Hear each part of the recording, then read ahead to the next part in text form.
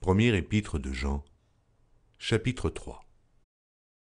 Voyez quel amour le Père nous a témoigné pour que nous soyons appelés enfants de Dieu. Et nous le sommes. Si le monde ne nous connaît pas, c'est qu'il ne l'a pas connu. Bien-aimés, nous sommes maintenant enfants de Dieu, et ce que nous serons n'a pas encore été manifesté. Mais nous savons que, lorsque cela sera manifesté, nous serons semblables à lui, parce que nous le verrons tel qu'il est. Quiconque a cette espérance en lui se purifie, comme lui-même est pur. Quiconque pêche transgresse la loi, et le péché est la transgression de la loi. Or, vous le savez, Jésus a paru pour ôter les péchés. Il n'y a point en lui de péché. Quiconque demeure en lui ne pêche point. Quiconque pêche ne l'a pas vu et ne l'a pas connu. Petits enfants, que personne ne vous séduise. Celui qui pratique la justice est juste, comme lui-même est juste. Celui qui pêche est du diable, car le diable pêche dès le commencement. Le Fils de Dieu apparut afin de détruire les œuvres du diable. Quiconque est né de Dieu ne pratique pas le péché, parce que la semence de Dieu demeure en lui, et il ne peut pécher, parce qu'il est né de Dieu. C'est par là que se font reconnaître les enfants de Dieu et les enfants du diable. Quiconque ne pratique pas la justice n'est pas de Dieu, non plus que celui qui n'aime pas son frère.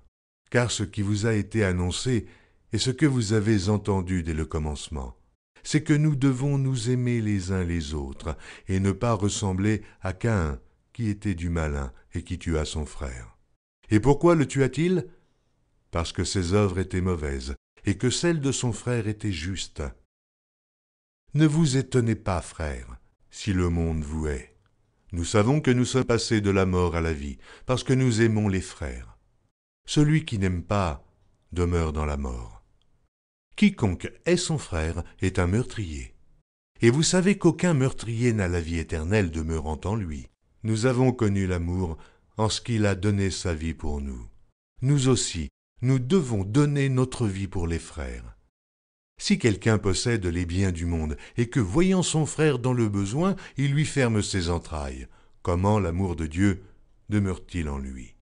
Petits enfants, n'aimons pas en parole et avec la langue, mais en action et avec vérité. Par là nous connaîtrons que nous sommes de la vérité, et nous rassurerons nos cœurs devant lui. Car si notre cœur nous condamne, Dieu est plus grand que notre cœur, et il connaît toutes choses. Bien-aimés, si notre cœur ne nous condamne pas, nous avons de l'assurance devant Dieu. Quoi que ce soit que nous demandions, nous le recevons de lui, parce que nous gardons ses commandements et que nous faisons ce qui lui est agréable.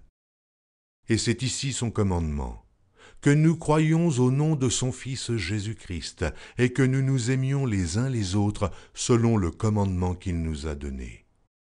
Celui qui garde ses commandements demeure en Dieu, et Dieu en lui. Et nous connaissons qu'il demeure en nous par l'Esprit qu'il nous a donné.